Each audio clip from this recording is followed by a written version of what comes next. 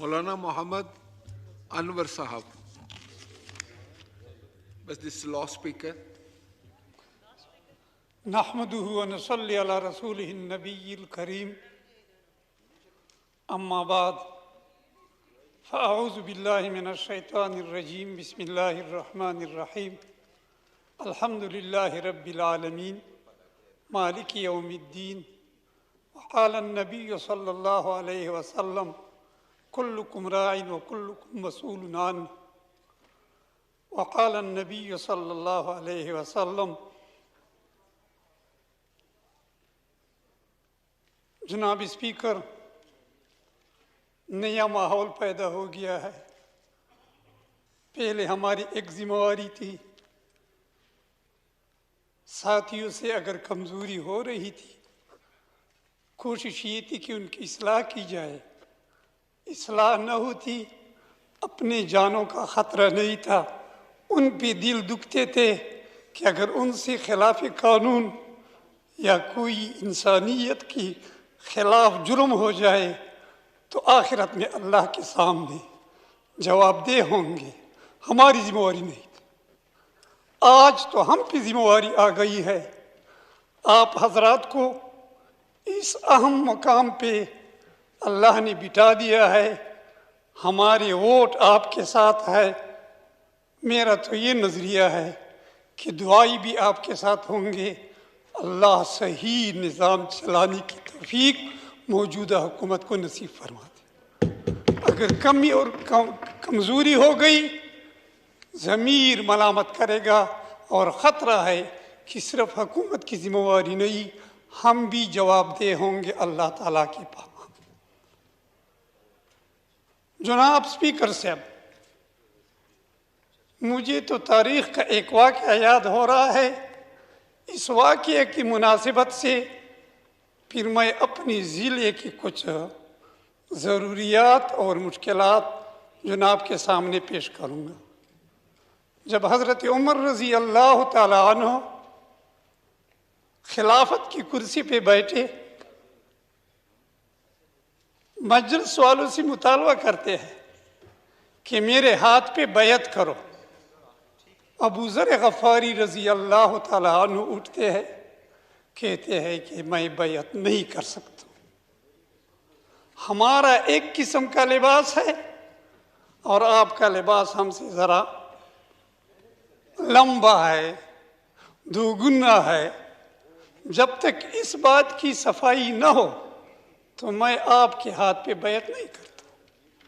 حضرت عمر رضی اللہ تعالیٰ عنہ اپنے بیٹے کو کہتا ہے کہ جواب دو. بات ذاتی مالیت کی نہیں تھی، بات ملکی مالیت کی تھی. جواب دو. وہ اٹھتا ہے کہ جو بادشاہی اور خلافت میں جو حصہ مجھے مل رہا تھا میں نے اپنے حصہ اپنے والد کو دیا ہے، اس لیے اس کے کپڑے آپ حضرات سے دوگنا ہے. مجھے تو افسوس سے بات کہنی پڑتی. یقیناً اس پہ تو خوشی ہے کہ اس اسمبلی میں میری ضلع کے 3 ممبر بیٹھے ہیں. شاہد اختر بھی لکی مروت سے ہے، مولانا عبدالشکور صاحب بھی لکی مروت سے ہے، اور یہ عاجز. میں تو دعوے سے کہتا ہوں اور اپنے چھوٹوں بچوں کو بھی سبق دیتا ہوں کہ پاکستان میں سب آدمیوں سے اپنے آپ کو غریب بھی محسوس کر رہا ہوں اور بلا جائیداد بھی دعویٰ کرتا ہوں کہ جائیداد بھی نہیں.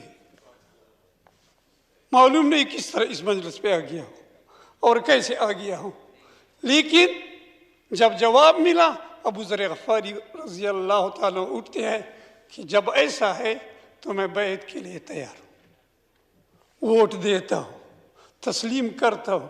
میں اپنے ضلع کے بارے میں 3 ممبر ہے اس مجلس میں کہ وہ لکی ضلع سے تعلق رکھتے ہیں. دنیا کی نسبت سے میں تو یہ باتیں نہیں جانتا ہوں، لیکن جب پاناما کا مجلس آیا تو میں نے اپنے ضلع کے بارے میں سنا ہے کہ ہماری ضلع میں ایسے شخصیات ہیں کہ 33 آف پاور کمپنیاں ہیں.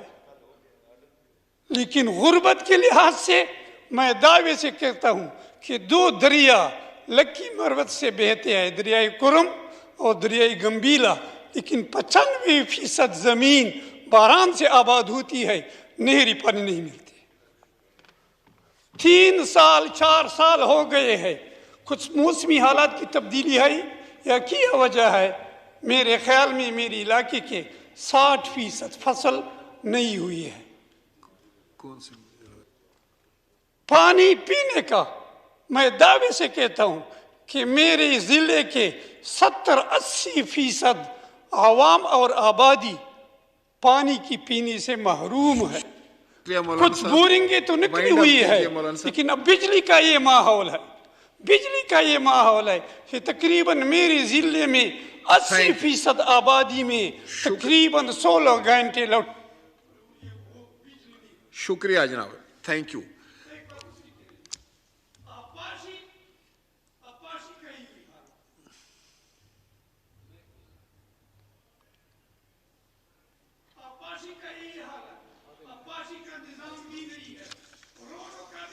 مجھے حضرت عمر رضی اللہ عنہ کا واقعہ یاد آیا۔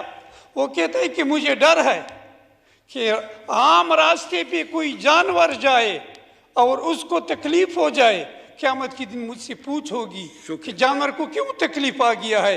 میرے اس ضلع میں دعوے سے کہہ سکتا ہوں کہ 98% سڑکیں استعمال کے قابل نہیں۔ بہت مہربانی، بہت شکریہ، بہت